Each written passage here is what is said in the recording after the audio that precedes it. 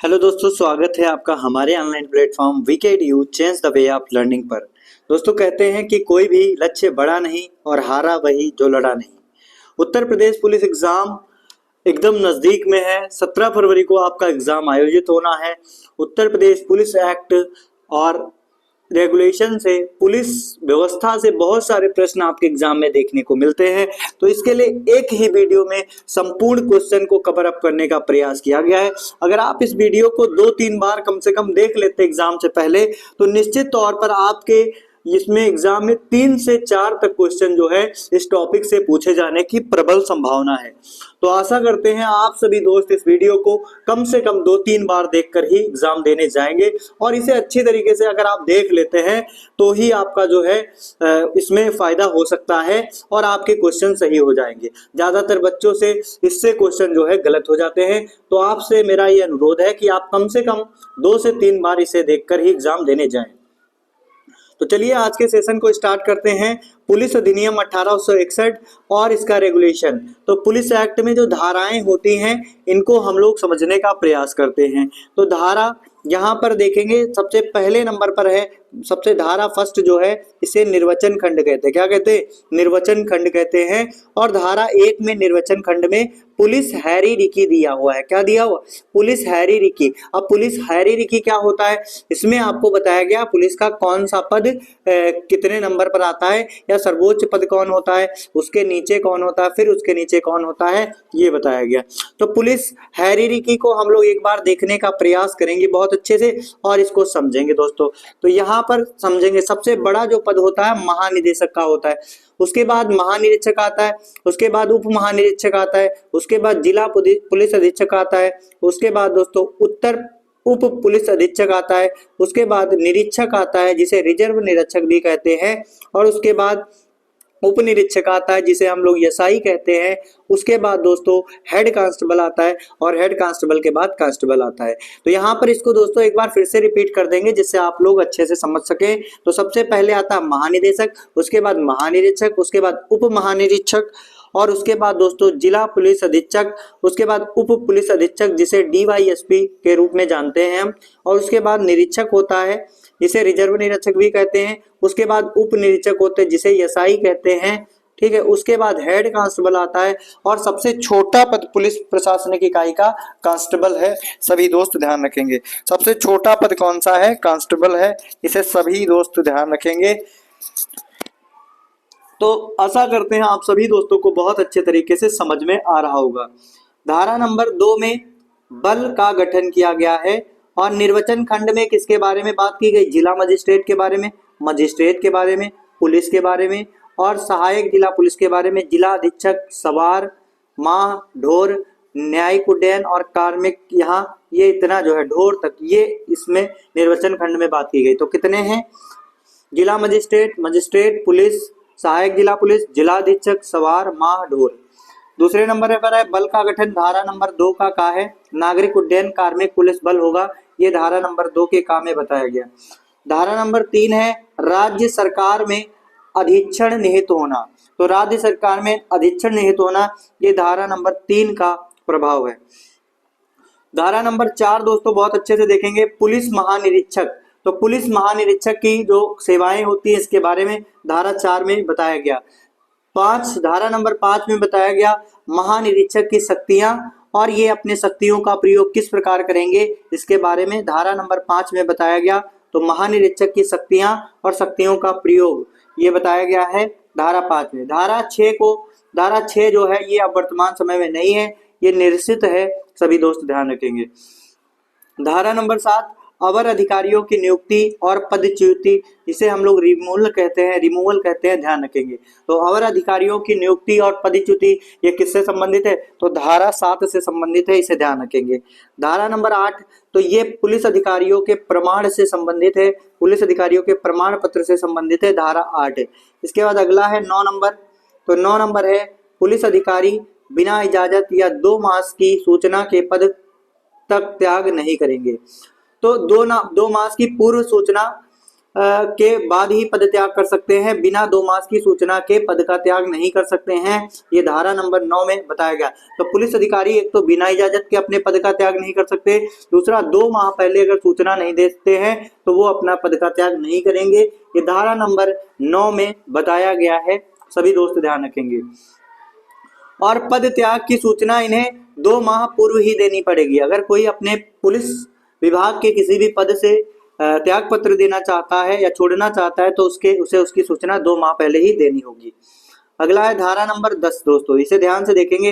धारा number 10, police अधिकारी अन्य नियोजन में नहीं लगेंगे। जैसे कि आप अगर एक पुलिस अधीक्षक के रूप में काम करते हैं, आप एक पुलिस ऑफिसर हैं, तो आप इसके साथ में कोई अपना अलग से काम नहीं कर सकते हैं, क्योंकि वैसे भी पुलिस की ड्यूटी 12 घंटे की ड्यूटी मानी जाती है, बाकी 24 घंटे की ड्यूटी कहा जाता है। इमरजेंसी काल में पुलिस विभाग में 24 घंटे की ड्यूटी रहती है, तो इस उपलक्ष्य में आप अपना कोई अन्य काम कर ही नहीं सकते हैं, तो इसमें अन्य नियोजन में नहीं लगेंगे। ये धारा नंबर 10 में कहा गया है। अगला धारा नंबर 11 को दोस्तों निरसित कर दिया गया है, सभी दोस्त ध्यान रखेंगे। धारा नंबर 11 को निरसित कर दिया गया। अगला है राष्ट्रीय पुलिस आयोग, इसकी स्थापना कब की गई थी, इसे बहुत जरूरी है याद कर लें। राष्ट्रीय पुलिस आयोग की स्थापना 1977 में हुई। कब हुई दोस्तों? 1977 में राष्ट्रीय पुलिस आयोग की स्थापना हुई। तो चलिए एक बार पुनः 10 नंबर तक सारी धाराओं को एक बार जल्दी जल्दी देखने का प्रयास करेंगे। तो धारा नंबर 1 में क्या है, पुलिस हायरार्की दी गई है और इसमें निर्वाचन खंड से संबंधित है, जिसमें जिला मजिस्ट्रेट, मजिस्ट्रेट पुलिस, सहायक जिला पुलिस, जिला अधीक्षक, सवार, माह और ढोर आता है। उसके बाद दोस्तों धारा नंबर 2 में बल का गठन है। 2 के काम में नागरिक उड्डयन कार्मिक पुलिस बल होगा, ये बताया गया। धारा नंबर 3 में राज्य सरकार में अधीक्षण निहित होना, ये बताया गया। धारा नंबर 4 में पुलिस महानिरीक्षक के बारे में बताया गया। धारा नंबर 5 में दोस्तों बताया गया है महानिरीक्षक की शक्तियों के बारे में और इनके शक्तियों के प्रयोग के बारे में धारा नंबर 5 में बताया गया। धारा नंबर 6 को दोस्तों निरसित कर दिया गया। धारा नंबर 7 अवर अधिकारियों की नियुक्ति और पदच्युति इत्यादि से संबंधित है। उसके बाद दोस्तों अगर बात की जाएगी धारा नंबर 8 की, तो ये पुलिस अधिकारियों के प्रमाण पत्र से संबंधित है। धारा नंबर 9 की बात की जाएगी तो पुलिस अधिकारी बिना इजाजत या 2 मास की सूचना के पद त्याग नहीं करेंगे और पद त्याग के लिए उन्हें 2 माह पूर्व ही सूचना देनी होगी। धारा नंबर 10 क्या कहता है दोस्तों, पुलिस अधिकारी किसी अन्य नियोजन में नहीं लगेंगे या किसी अन्य नियोजन में भाग नहीं लेंगे। धारा नंबर 11 क्या है, तो इसे निरसित कर दिया गया दोस्तों, सभी दोस्त ध्यान रखेंगे, इसे हटा दिया गया। अगला हमने अभी बताया आपको कि राष्ट्रीय पुलिस आयोग का गठन या स्थापना कब की गई, तो 1977 में की गई, इसे सभी दोस्त ध्यान रखेंगे। चलिए दोस्तों आगे बढ़ते हैं। यहाँ पर बहुत इंपॉर्टेंट है, इसे आप जरूर एग्जाम से पहले कम से कम 2 बार देख के जाएं, निश्चित तौर पर यहाँ से आपको क्वेश्चन देखने को मिलेंगे और ये क्वेश्चन ज्यादातर रीजनिंग में देखने को मिलते हैं, इसे ध्यान रखेंगे। पुलिस जो है राज्य सूची का विषय है, बहुत इंपॉर्टेंट क्वेश्चन है, इस पर दोस्तों डबल स्टार लगा लीजिए। ये आपका जो है बहुत इंपॉर्टेंट क्वेश्चन है कि पुलिस किस चीज सूची का विषय है, तो राज्य सूची का विषय है। अगला है महानिरीक्षक दोस्तों, तो महानिरीक्षक का नियम बनाने की शक्ति है, 12 में बताया गया नियम बनाने की शक्ति। फिर 13 नंबर में क्या है इसे समझेंगे। 13 नंबर पर है व्यक्तिगत खर्च पर नियोजित अतिरिक्त पुलिस अधीक्षक। 13 नंबर में है व्यक्तिगत खर्च पर नियोजित अतिरिक्त पुलिस अधीक्षक, तो ये धारा नंबर 13 में बताया गया, इसे सभी दोस्त ध्यान रखेंगे। यहाँ पर इसको अगर समझेंगे तो धारा 13 क्या कहती है कि व्यक्तिगत खर्च, जैसे कि आप पुलिस ऑफिसर के रूप में काम कर रहे हैं, तो वहां पर आप कहीं जाते हैं आते हैं, तो उसमें आपका जो व्यक्तिगत खर्च होगा, तो उसके लिए नियोजित अतिरिक्त पुलिस अधिकारी, ये आपको जो खर्च है वो आपका जो है आयोग जो पुलिस विभाग के द्वारा ही आपको दे दिया जाएगा। धारा नंबर 14 क्या है इसे देखेंगे। धारा नंबर 14 क्या है, तो रेल और अन्य कर्मों के आसपास अतिरिक्त बल की नियुक्ति होगी, तो ये बहुत इंपॉर्टेंट है। धारा नंबर 14 कह रहा है कि रेल विभाग या फिर अन्य कर्मों के लिए विशेष पुलिस का गठन किया जाएगा, जैसे कि रेल के लिए आरपीएफ का गठन किया गया है, रेलवे प्रोटेक्शन फोर्स। तो उसी तरीके से ये धारा नंबर 14 भी बहुत महत्वपूर्ण है, सभी दोस्त ध्यान रखेंगे। धारा नंबर 15 क्या है, तो 15 है दोस्तों विक्षुब्ध या संकटपूर्ण जिलों में अतिरिक्त पुलिस रखना। तो यहाँ पर जैसे कि कोई भी संकटग्रस्त जिला है या संकटपूर्ण है या फिर कहीं पर जो है माहौल खराब हो गया है, तो ऐसे स्थिति में जो है विशेष या फिर अतिरिक्त पुलिस बल रखा जाएगा, ये धारा नंबर 15 में बताया गया। धारा नंबर 15 का क्या है, इसे बहुत अच्छे से समझेंगे। धारा नंबर 15 का क्या है, निवासियों या भूमि हितबद्ध व्यक्तियों के दुराचरण से पीड़ित को प्रतिकर अधिनिर्णीत करना। तो ये धारा नंबर 15 का है, इसे आप पढ़ लीजिए और अच्छे से याद कर लीजिए। निवासी या भूमि हितबद्ध व्यक्तियों के दुराचरण से पीड़ितों को प्रतिकर अधिनिर्णीत करना, ये धारा नंबर 15 का जो है विषय है। धारा नंबर 16 क्या है देखेंगे, तो धारा नंबर 16 कहती है कि धारा 13, 14, 15 और 15 का के अधीन संदेय धनों की वसूली और वसूली से होने पर उसका व्ययन। तो इसके अंतर्गत धारा 16 का विषय है 13 और 14, 15 और 15 का की जो धारा है, इसके अधीन जो संदेय धन है उसकी वसूली और वसूली होने पर उनका व्ययन, इसका जो है लेखा जोखा किसके बारे में बताया गया है, धारा नंबर 16 में बताया गया है किस तरीके से होना चाहिए। धारा नंबर 17 क्या है, तो ये बहुत इंपॉर्टेंट है, आप याद कर लीजिए। धारा नंबर 17 है विशेष पुलिस अधिकारी की परिभाषा किसमें बताई गई, तो धारा नंबर 17 में विशेष पुलिस अधिकारी की परिभाषा बताई गई। धारा नंबर 18 में दोस्तों विशेष पुलिस अधिकारियों की शक्ति के बारे में बताया गया। तो धारा नंबर 18 में क्या बताया गया, विशेष पुलिस अधिकारियों की शक्ति। धारा नंबर 19 में क्या बताया गया, विशेष पुलिस अधिकारी के रूप में सेवा करने से इनकार। तो विशेष पुलिस अधिकारी के रूप में सेवा करने से इनकार किसमें किया गया है, 19 में किया गया है, ध्यान रखेंगे।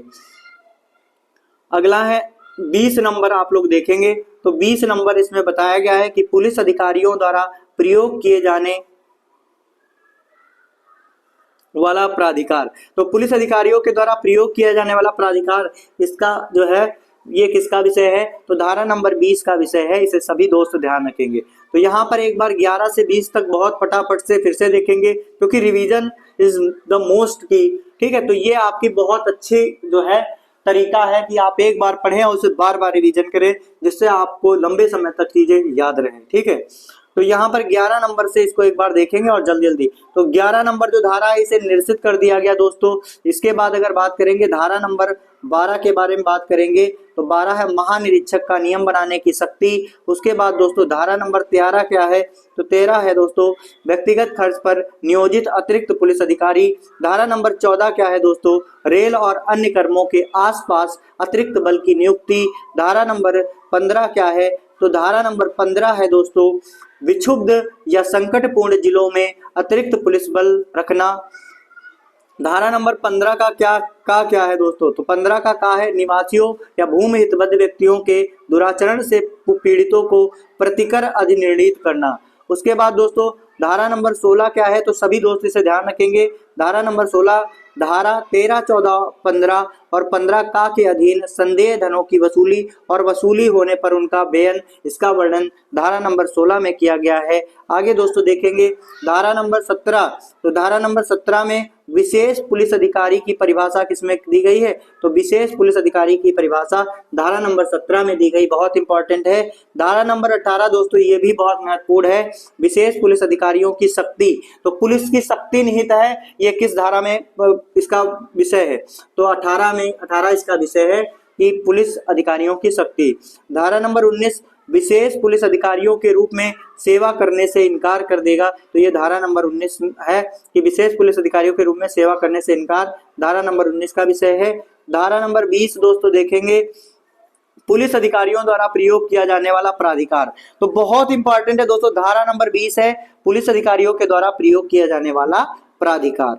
अगला दोस्तों यहाँ पर बहुत महत्वपूर्ण, ये सारी धाराएं हैं जितना हम आपको बता रहे हैं, अगर आप इतना पढ़ के जाते हैं धाराओं में तो इसी से दोस्तों क्वेश्चन पूछा जाएगा, इससे बाहर बिल्कुल भी नहीं जाना चाहिए। तो 21 नंबर दोस्तों ध्यान से देखेंगे, धारा नंबर 21 है ग्राम पुलिस अधिकारी। तो ग्राम पुलिस अधिकारी धारा नंबर 21 का विषय है फोर्ट विलियम की प्रेसिडेंसी में पुलिस चौकीदार। तो ये धारा नंबर 21 का विषय है, सभी दोस्त ध्यान रखेंगे।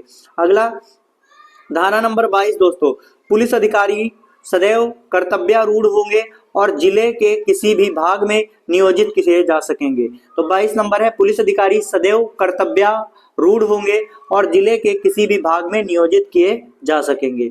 अगला है दोस्तों धारा नंबर 23। धारा नंबर 23 क्या है, इसे बहुत अच्छे से सभी दोस्त देखेंगे और एक बार लाइक और शेयर जरूर करेंगे। अगर आप दोस्तों फर्स्ट टाइम देख रहे हैं तो सब्सक्राइब जरूर करेंगे। 21 नंबर है दोस्तों पुलिस अधिकारियों के कर्तव्य, बहुत महत्वपूर्ण है दोस्तों। 23 नंबर है पुलिस अधिकारियों के कर्तव्य। धारा नंबर 23 क्या है? पुलिस अधिकारियों के कर्तव्य। तो कर्तव्य की बात दोस्तों किसमें की गई है? पुलिस के कर्तव्य की बात धारा नंबर 23 में की गई है, इसे ध्यान रखेंगे। धारा संख्या 24 दोस्तों, तो 24 में क्या बताया गया है? तो पुलिस अधिकारी इत्तिला आदि कर सकेंगे। क्या कर सकेंगे? इत्तिला कर सकेंगे। ये किसमें बताया गया? धारा number 24 very very most important है कि पुलिस अधिकारी किस धारा के तहत इत्तिला करते हैं, इत्तिला आदि करते हैं। तो धारा नंबर 24 के तहत पुलिस अधिकारी इत्तिला इत्यादि करते हैं। आगे देखेंगे धारा नंबर 25। तो धारा नंबर 25 क्या है दोस्तों? तो धारा नंबर 25 है पुलिस अधिकारी बिना दावे वाली संपत्ति को अपने भार साधन में लेंगे। बहुत इंपॉर्टेंट है दोस्तों, एक बार पुनः इसे अच्छे से समझेंगे कि पुलिस अधिकारी बिना दावे वाली संपत्ति, जिस पर किसी का अधिकार ना हो, ऐसी संपत्ति को अपने भार साधन में लेंगे और इसके बाबत मजिस्ट्रेट के आदेशों के अधीन होंगे। तो इसके बाबत जो है मजिस्ट्रेट के आदेशों के अधीन होंगे, यानी कि जो कोई संपत्ति मिलती है पुलिस को तो वो पहले उसको अपने कस्टडी में लेगा और उसके बाद इसकी बाबत जो है मजिस्ट्रेट के आदेशों के अधीन होती है कि वह धन कहाँ जाएगा। लेकिन ऐसा दोस्तों क्या पॉसिबल है? जो इसको मिलता है तो क्या वो कोर्ट लेके जाएगा? तो ऐसा संभव नहीं है। तो धारा नंबर 25 दोस्तों समझ में आ गया होगा कि बिना दावे वाली संपत्ति को पहले पुलिस अपने अधिकार में करता है, फिर उसके बाद इसके बाबत में मजिस्ट्रेट के आदेशों के अधीन होता है।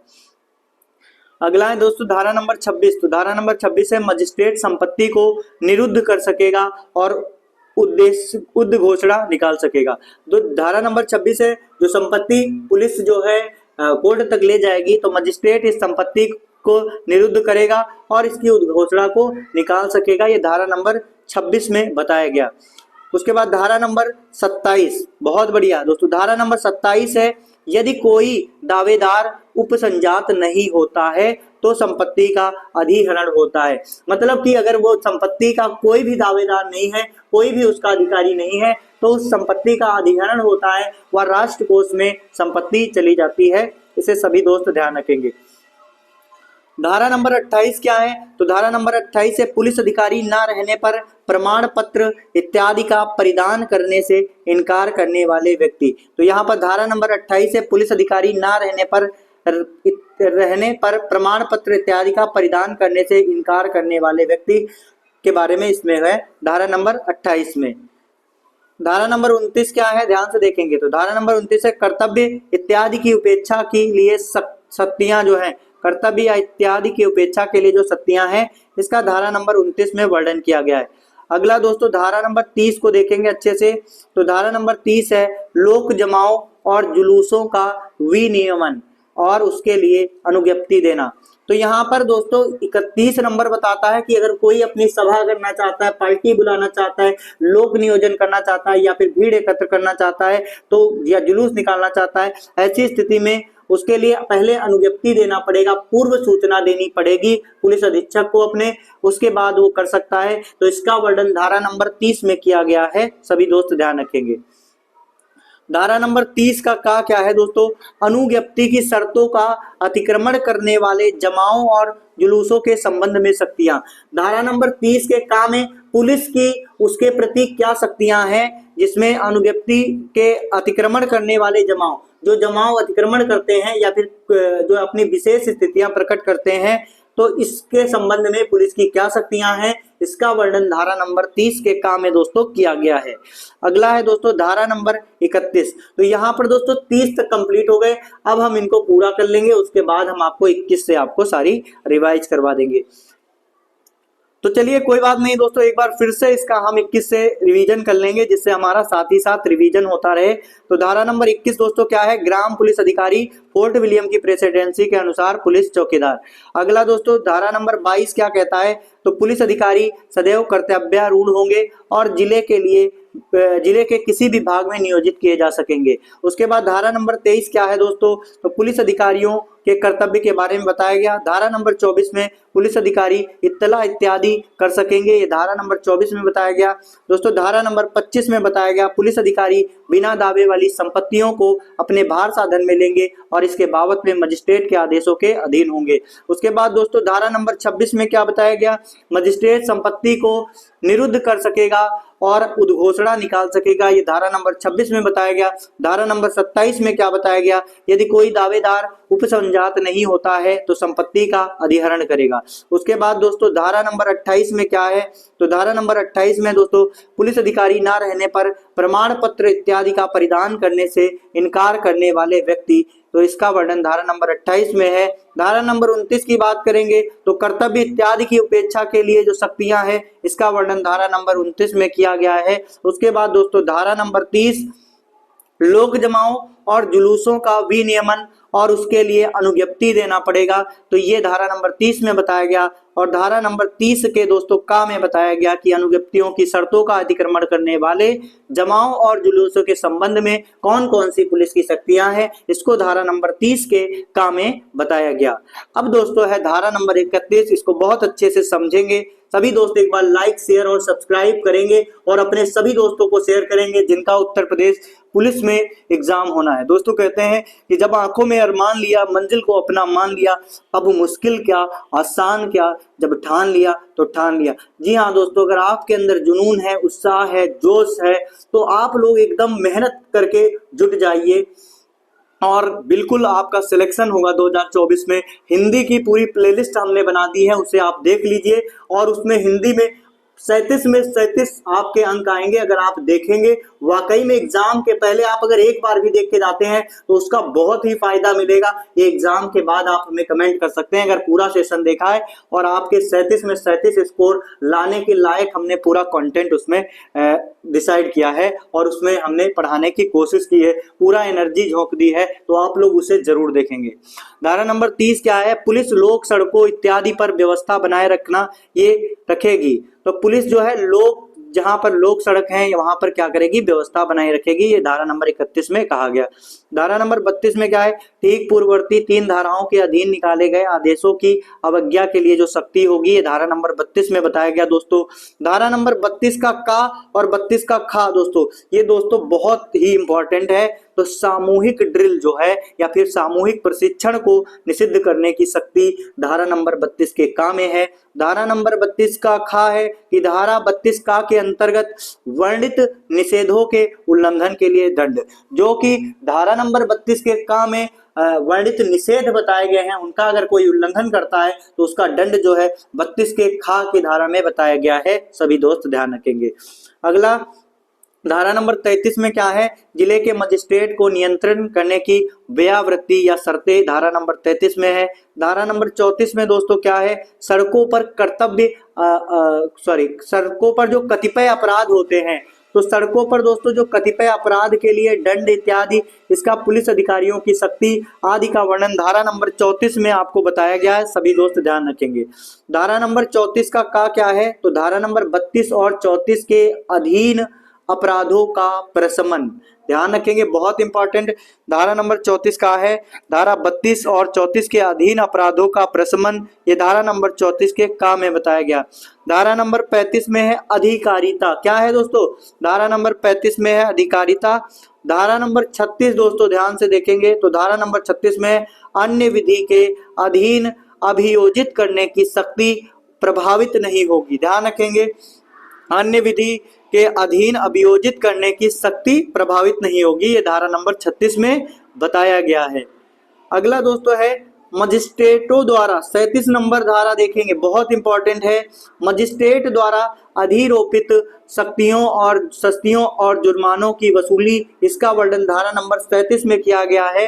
मजिस्ट्रेट द्वारा अधिरोपित शक्तियों और जुर्मानों की वसूली, इसका वर्णन धारा नंबर 37 में किया गया है। और धारा नंबर 38 को दोस्तों निरसित कर दिया गया है, जो नहीं है दोस्तों।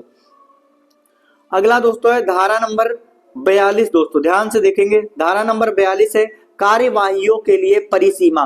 तो धारा नंबर 42 दोस्तों कार्यवाहियों के लिए परिसीमा है, इसे ध्यान रखेंगे। अगला दोस्तों धारा नंबर 43 क्या है, बहुत अच्छे से देखेंगे, तो यह अभिवचन की कार्य वारंट के अधीन किया गया था। तो धारा नंबर 48 से कहता है यह है कि कार्य वारंट के अधीन किया गया था, ये धारा नंबर 43 में बताया गया।